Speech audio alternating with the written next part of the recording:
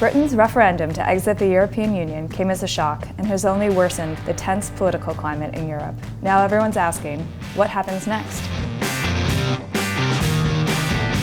Welcome to the 29th Floor. I'm Ainsley O'Connell and I'm here with Fast Company's Ruth Reeder. Welcome, Ruth. Is Brexit really as big of a deal as everyone's making it out to be?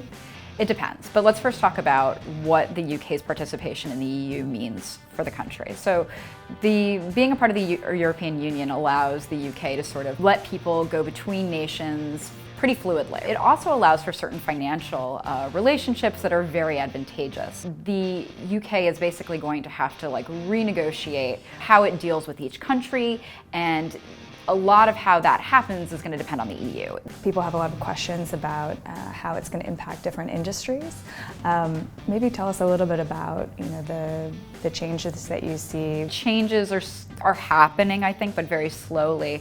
For instance, in the financial industry, which is huge for London in particular, there have been banks who sort of ahead of the vote move some of their employees out already, or considering moving them to other places in Europe because they're not really sure what the impact will be. The UK has played a very instrumental role in sort of shaping some of the financial laws within the European Union, how money is transferred, payments in general. There's this huge emerging fintech industry.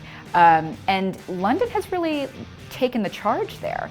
And with the UK no longer a part of the EU, there are a lot of questions about what country will now take up that charge. Former Prime Minister David Cameron really wanted to make it part of his legacy to have London become not just a financial hub, but a hub for startups. And I think there are a lot of questions now about whether those startups will be able to attract talent in the same way. There are a lot of startups that are based in Berlin and Frankfurt, and you might see more candidates moving to those places just because it's easier to get around and to job hop, and it's a better economy for them. There are still so many questions to answer, but it seems like right now the UK has really compromised itself diplomatically and also politically.